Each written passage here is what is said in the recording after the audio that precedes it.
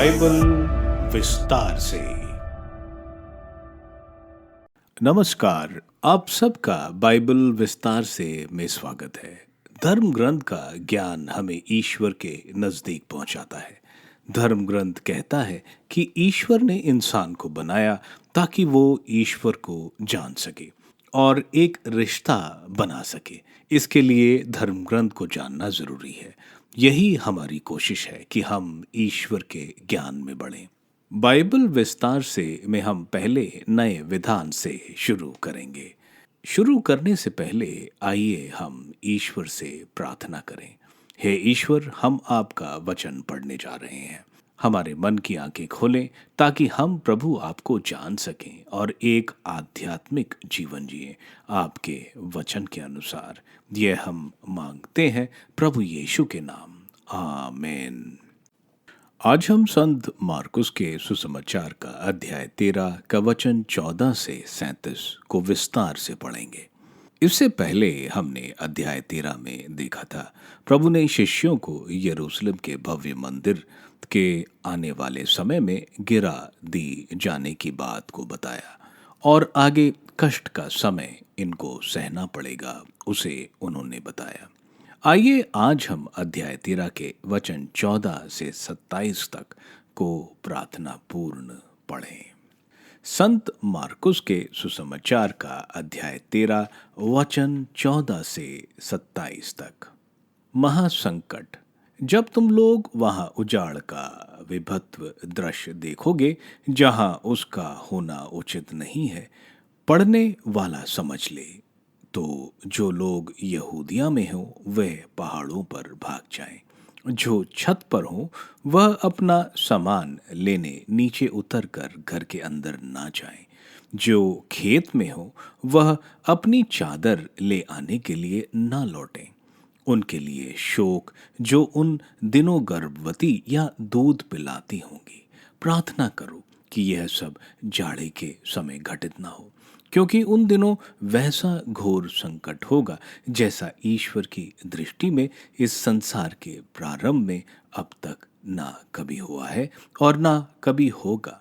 यदि ईश्वर ने उन दिनों को घटाया ना होता तो कोई प्राणी नहीं बचता, किंतु अपने चुने हुए कृपा पात्रों के कारण उसने उन दिनों को घटा दिया है। यदि उस समय कोई तुम लोगों से कहे, देखो मसीह यहाँ है अथवा वे वहाँ है, तो विश्वास नहीं करोगे, क्योंकि झूठे मसीह तथा झूठे नबी प्रकट होंगे और ऐसे चिन्ह तथा चमत्कार दिखाएंगे कि यदि संभव होता तो वे चुने हुए लोगों को भी बहकाते। तुम लोग सावधान रहो, मैंने तुम्हें पहले ही सचेत किया है। आमीन। यहाँ प्रभु जो बोल रहे हैं वो आने वाले समय में जो भयंकर घृणित कार्य किया जाएगा उसको बता रहे हैं। प्रभु उस समय की बात कर रहे हैं जब मंदिर गिरा दिया जाएगा और यहूदियों की दुनिया जो मंदिर थी वह तोड़ दी जाएगी। जब पुराने विधान की प्रार्थना विधि समाप्त की जाएगी और नए विधान की प्रार्थना अर्पित की जाएगी। लेकिन यह सब उस अंतिम समय की परछाई है जब सब समाप्त हो जाएगा। ऐसा घृणित कार्य हमें मालूम है सीरिया का राजा एंटिपस IV एपिफेनेस ने 167 BC में किया, जब उसने ग्रीक देवता ज्यूस की प्रतिमा मंदिर के बलि वेदी पर स्थापना करी। दूसरा AD 67 में जेलेट्स जो यहूदी कट्टरवादी थे, उन्होंने मंदिर के पुजारियों को मारा और अपना मुख्य पुरोहित नियुक्त किया। और AD 70 में हमें मालूम है रोमन जनरल ने मंदिर को पूरी तरह तोड़ दिया था। यहाँ 14वें वचन में प्रभु बोल रहे हैं जहां उसका खड़ा होना उचित नहीं था, यानी मंदिर के परिसर में जहां ईश्वर की आराधना की जाती है। संत पौलुस थिस्सलुनीयों के नाम दूसरे पत्र के अध्याय 2 वचन 3 से 4 में उस व्यक्ति के बारे में बता रहे हैं जो अपने आप को ईश्वर कहेगा। यह प्रभु के आगमन से पहले का संत पौलुस बता रहे हैं। इन शब्दों में वर्तमान और अंतिम समय छुपा हुआ है। लेकिन यह सब क्यों हो रहा था? क्योंकि प्रभु के क्रूस मरण और पुनरुत्थान के बाद प्रभु ने उन्हें 40 वर्ष दिए कि वे प्रभु में विश्वास करें। लेकिन ऐसा नहीं हुआ। ऐसा ही हुआ जब एडी 67 में जनरल वेस्पेशियन के नेतृत्व में रोम सेना के झंडे माउंट ऑफ ऑलिव्स पर क्रिस्तियों ने देखा और पूरे शहर को घेरा हुआ। उन्हें प्रभु की बात याद आई और वे वहां से भागे, यारदन नदी को पार करके पेला चले गए और बचाए गए। एडी 70 में तकरीबन 10 लाख यहूदी मारे गए, लेकिन इसमें एक भी क्रिस्तीय नहीं था, क्योंकि उन्होंने प्रभु की बात का अनुसरण किया। प्रभु यहाँ बता रहे हैं, जब ये भागें, यानी जो छत पर हैं वो घर के अंदर कुछ लेने ना जाएं। जो खेत में है, जब ये लोग खेत में काम करते वक्त जब दिन में गर्मी हो जाती थी तब ये अपना कोट उतार देते थे। काम के बाद वे इस कोट को पहन लेते थे, क्योंकि रात को सोते वक्त यह ओढ़नी के साथ यह कोट भी पहनकर सोते थे, क्योंकि वह उनको गर्म रखता था। प्रभु यहाँ बोल रहे हैं कि उसको लेने के लिए भी नहीं रुको, वहां से जान बचाकर भाग जाओ। आगे प्रभु बोल रहे हैं कि महासंकट के समय कोई गर्भवती या किसी के छोटे बच्चे ना हो, क्योंकि कमजोर, लाचार महिलाएं और उनके बच्चों पर ज्यादा यातनाएं होती हैं। जब यरूशलेम पर रोमन सेना, जो जनरल टाइटस, जो जनरल वेस्पेशियंस के बेटे थे, उनके नेतृत्व में घेरा डाला गया तो शहर में खाने को कुछ नहीं बचा। तब यहूदी इतिहासकार बताते हैं कि इन स्त्रियों ने खाना ना होने की वजह से अपने बच्चों को खाया। प्रभु बोल रहे हैं कि ऐसा सर्दियों में ना हो। सर्दियों के समय इस इलाके में बहुत बारिश होती थी, नाले नदियां भर जाते थे, कहीं निकलकर भागना मुश्किल होता था, क्योंकि यारदन नदी आदि बाढ़ग्रस्त रहती थी। प्रभु इसे प्रार्थना से जोड़ते हैं कि प्रार्थना करो कि ऐसा नहीं हो। प्रार्थना हर परिस्थिति को बदल सकती है। प्रभु आगे जो महासंकट आएगा वो बहुत ही भयंकर होगा, जैसे यरूशलेम पर रोमन का आक्रमण एडी 70 में बहुत भयंकर तबाही लाया। उस दौरान तकरीबन 10 लाख लोग मारे गए। पूरे शहर में लाशों का ढेर था। रोमन सेना यहूदियों से लड़ने इन लाशों के ऊपर चढ़कर आगे बढ़ते थे। इसके साथ तकरीबन 97,000 लोगों को गुलाम बनाकर रोम ले गए ये लोग। इस वचन को अंतिम समय की दृष्टि से भी देखना चाहिए, जब एंटी क्राइस्ट आएगा और प्रभु की कलीसिया पर बहुत भयंकर अत्याचार होगा। इसलिए संत ग्रेगोरी द ग्रेट बोलते हैं, पछतावा करो अपने पापों पर, ताकि हम प्रभु के न्याय में योग्य पाए जा सकें। बोला जा रहा है कि प्रभु ने यह संकट का समय छोटा कर दिया, नहीं तो कोई बच नहीं सकता। प्रभु के चुने इज़राइल और अब प्रभु की कलीसिया है वो, जैसे यूहन्ना के सुसमाचार के अध्याय 15 वचन 16 और संत पेतरुस के पहले पत्र के अध्याय 2 के वचन 9 बोलते हैं। इन्हीं चुनी जनता के लिए प्रभु ने यह समय कम कर दिया है। इन सब यातनाओं के साथ झूठे नबी भी आएंगे, जो गुमराह करेंगे कि वे ही मसीह हैं या नबी हैं। लेकिन प्रभु ने वचन 26 में बोला है, प्रभु का आगमन सबको समझ में आएगा, इसको कोई चूक नहीं सकता है। यह झूठे नबी चमत्कार करेंगे, लेकिन जैसे हमने निर्गमन ग्रंथ के अध्याय 7 वचन 11 में, विधि विवरण ग्रंथ के अध्याय 13 वचन 2 से 4, थिस्सलुनीयों के नाम संत पौलुस के दूसरे पत्र के अध्याय 2 वचन 9 और प्रकाशना ग्रंथ के अध्याय 13 वचन 13 से 14 यह बताते हैं, यह सब नकली चमत्कार है, इनको ईश्वरीय चमत्कार नहीं समझ सकते।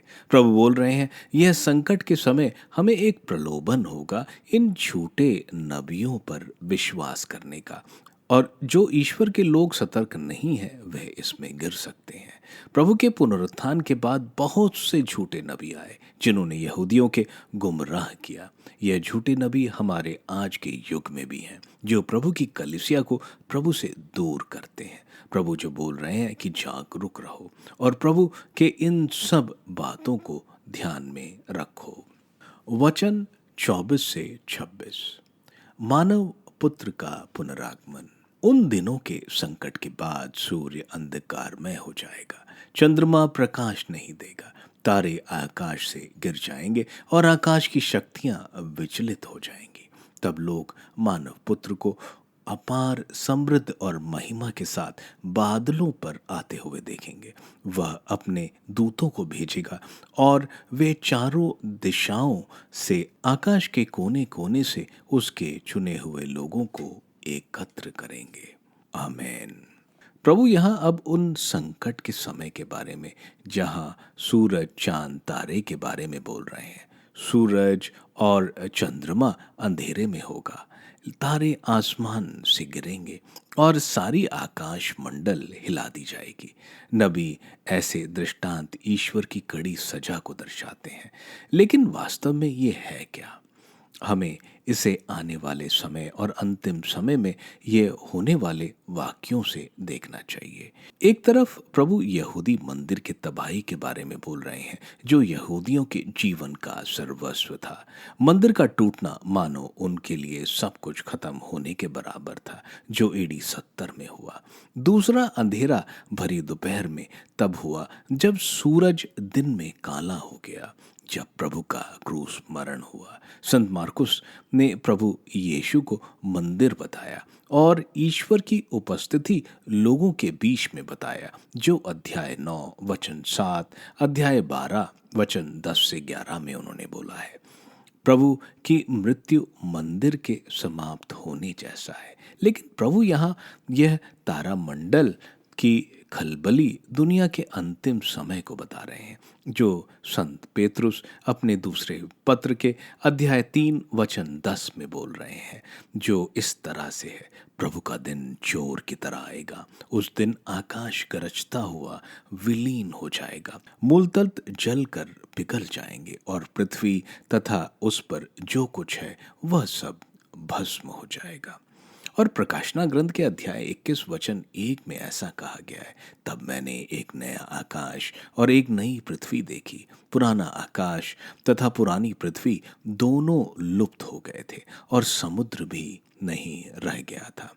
संत मार्कुस यहाँ उस अंतिम समय की व्याख्या कर रहे हैं। यह सब भयंकर महासंकट ईश्वर की जीत से पहले होगा।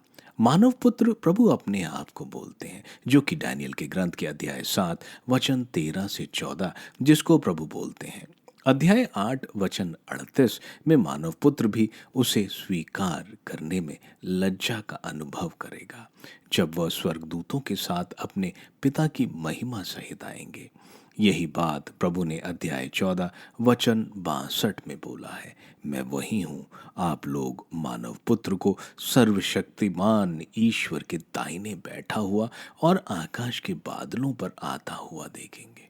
प्रभु अंतिम समय आएंगे जब पाप की पराजय हो जाएगी और प्रभु अपने पूरे सामर्थ्य और शक्ति के साथ आएंगे। प्रभु अपने चुने हुए जनता को लेने आएंगे, वो लोग जो प्रभु के विश्वास में दृढ़ रहे इस महासंकट और अंतिम समय में भी। प्रभु अपने चुने हुए लोगों को इकट्ठा करेंगे पूरे संसार में, जैसे इज़ीकियल के ग्रंथ के अध्याय 37 वचन 21 में बोला गया है, मैं इज़राइलियों को उन राष्ट्रों से इकट्ठा करूंगा जहां वे चले गए हैं। मैं उन्हें चारों दिशाओं से इकट्ठा करूंगा और उन्हें उनके निजी भूमि में वापस ले आऊंगा। प्रभु यीशु यहाँ जो इज़राइल को जो यह वादा किया गया है, उनको चारों दिशाओं से इकट्ठा करेंगे और ये ईश्वर और मसीह के राज में रहेंगे। देवदूत जो सुसमाचार सारे संसार में फैलाते हैं, लोगों को ईश्वर के पास लाते हैं, लेकिन प्रभु यहाँ देवदूतों की बात कर रहे हैं जो धार्मिकों को इकट्ठा करेंगे ईश्वर के राज में आने के लिए। इसको यहूदी जो प्रभु यीशु में विश्वास करते हैं, वे और अन्य जातियां जो प्रभु यीशु की कलीसियां हैं, वह नई आध्यात्मिक इज़राइल होगी। संत अगस्टिन बोलते हैं, एडम के पाप ने उनके संततियों को पूरे संसार में फैला दिया था, लेकिन ईश्वर की करुणा और प्रेम है कि ईश्वर इनको इकट्ठा कर रहे हैं। ईश्वर ने बनाया है और ईश्वर ही बचाएंगे। वचन 28 से 31 तक, यह कब होगा? अंजीर के पेड़ से शिक्षा लो। जब उसकी टहनियाँ कोमल बन जाती हैं और उनमें अंकुर फूटने लगते हैं, तो तुम जान जाते हो कि गर्मी आ रही है। इसी तरह जब तुम लोग यह सब देखोगे तो जान लो कि वह निकट है, द्वार पर ही है। मैं तुमसे यह कहता हूं कि इस पीढ़ी का अंत हो जाने के पूर्व ही यह सब बातें घटित हो जाएंगी। आकाश और पृथ्वी टल जाएंगे तो टल जाए, परंतु मेरे शब्द नहीं टल सकते। आमेन। प्रभु यहाँ उस सवाल पर जो शिष्यों ने वचन 4 में पूछा था कि यह सब कुछ कब होगा, उसके बारे में प्रभु बोल रहे हैं कि अंजीर के पेड़ से सीखो। प्रभु ने अध्याय 11 वचन 20 में एक सूखे हुए अंजीर के पेड़ को दिखाया था। अंजीर का पेड़ इज़राइल को दर्शाता है। एक सूखा पेड़ टूटे और बर्बाद किए हुए यहूदियों के मंदिर को दर्शाता है। फिलिस्तीन में ज्यादातर सदाबहार पेड़ जिसके पत्ते नहीं झड़ते वो होते हैं, लेकिन अंजीर के पेड़ के पत्ते झड़ते हैं और अप्रैल के महीने जब पास्का का समय होता है तब नए पत्ते आते हैं। यह पास्का का ही समय था जब प्रभु उनको यह शिक्षा दे रहे हैं। प्रभु यहाँ बोल रहे हैं, जब तुम यह देखते हो तो तुम्हें मालूम है कि गर्मी का समय आ रहा है। तब वे यह सब देखें तो उन्हें मालूम होना चाहिए कि यह सब होने जा रहा है, यानी मंदिर को तोड़ा जाने वाला है, जिसके बारे में शिष्यों ने पहले पूछा था। प्रभु यहाँ फाटक के बारे में बोल रहे हैं, यानी उनके शिष्यों अनुयायियों को प्रभु के वापस आने का इंतजार कर रहे हैं। प्रभु यहाँ बोल रहे हैं कि यह पीढ़ी नहीं खत्म होगी, उससे पहले ही यह सब होगा। यहूदी एक पीढ़ी को 40 वर्ष मानते थे और हमें मालूम है कि मंदिर प्रभु के क्रूस मरण और पुनरुत्थान के 40 वर्ष के अंदर ही एडी 70 में मंदिर को गिरा दिया गया। प्रभु यहाँ बोल रहे हैं कि स्वर्ग और पृथ्वी टल जाएगी, लेकिन उनके शब्द नहीं टलेंगे। प्रभु अपने वचन को ईश्वर का वचन के साथ संबोधन कर रहे हैं, जैसे ईसाइयाह के ग्रंथ के अध्याय 40 वचन 8 में बोला गया है। घास सूख जाती है और फूल मुरझाता है, किंतु ईश्वर का वचन सदा सर्वदा बना रहता है। और ईसाइयाह के ग्रंथ के अध्याय 51 वचन 6 जो बोलते हैं, आकाश की ओर आंखें ऊपर उठाओ और नीचे की ओर पृथ्वी पर दृष्टि दौड़ाओ। आकाश धुएं की तरह विलीन हो जाएंगे, पृथ्वी वस्त्र की तरह जीर्ण हो जाएगी और उसके निवासी कीड़ों की तरह मर जाएंगे, किंतु तुम्हारे लिए मेरा उद्धार चिरस्थायी है और मेरा न्याय सदा बना रहेगा। प्रभु यहाँ बोल रहे हैं, प्रभु के शब्द ब्रह्मांड से ज्यादा ताकतवर है। जैसे संत ग्रेगरी द ग्रेट बोलते हैं, इस वचन की व्याख्या में स्वर्ग और पृथ्वी से ज्यादा कोई भी चीज स्थिर नहीं रहती।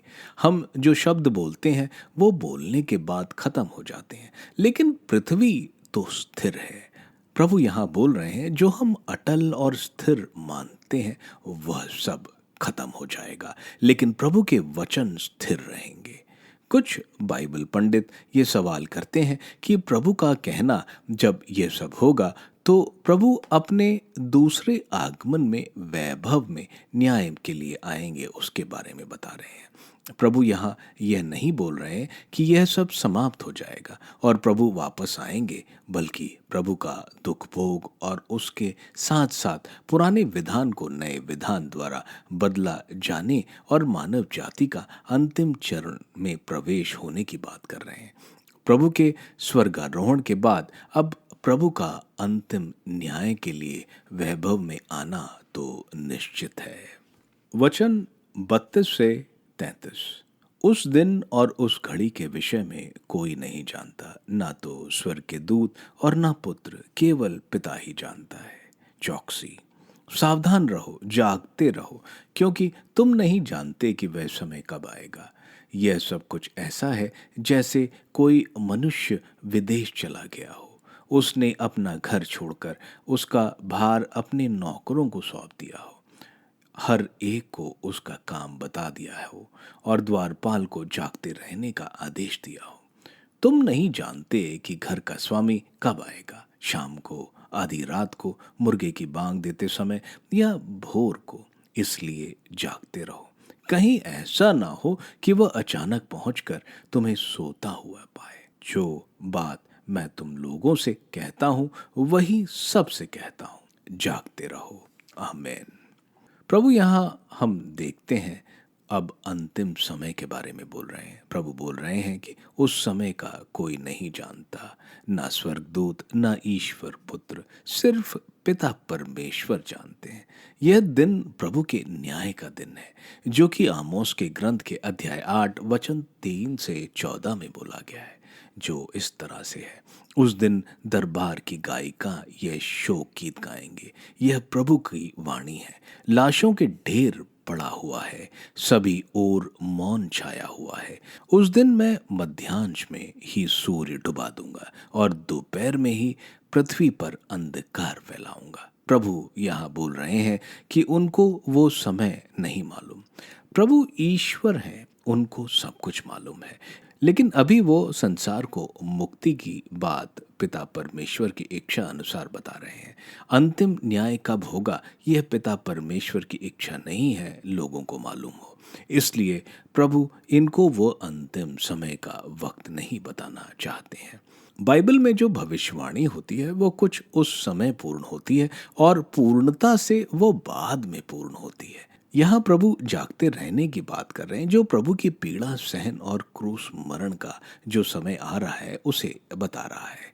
प्रभु आगे एक मालिक के बारे में बोल रहे हैं, जो प्रभु के कलीसिया की स्थापना और प्रस्थान बता रहे हैं, और प्रेरित और शिष्यों को कलीसिया की अलग अलग जिम्मेवारियां जो दी गई हैं उसको पूरा करने की बात कर रहे हैं। और इन सब में मुख्य द्वारपाल हैं, जिन्हें ये सब कुछ देखना है, जो संत पेतरुस को बता रहे हैं और आगे आने वाले पोप को बता रहे हैं, जिन्होंने कलीसिया का पूरा ध्यान रखना है। एक बार फिर प्रभु शिष्यों को जागते रहने को बोल रहे हैं। सोना आलस को दर्शाता है और जागना विश्वास में दृढ़ रहना दर्शाता है। प्रभु सारे शिष्यों को जागरूक रहने की बात कर रहे हैं। जैसे एक संत बोलते हैं, जागरूक रहो और प्रार्थना करो ताकि तुम मृत्यु में ना सो जाओ। तुम्हारे पुराने अच्छे कर्म किसी काम नहीं आएंगे अगर अपने अंतिम समय में तुम सच्चे विश्वास से दूर हो जाओ। आप सबका बाइबल विस्तार से सुनने के लिए धन्यवाद। प्रभु का वचन आपको बहुत आशीष देगा। यह पठन हम हर हफ्ते बुधवार और शनिवार को करेंगे। मैं आप सबसे विनती करता हूँ कि आप इसको दूसरों को शेयर करें। प्रभु का वचन स्वयं प्रभु यीशु है। इनको शेयर करने वालों को ईश्वर की आशीष जरूर प्राप्त होगी। मैं आप सबका अगले एपिसोड में बेसब्री से इंतजार करूंगा। धन्यवाद।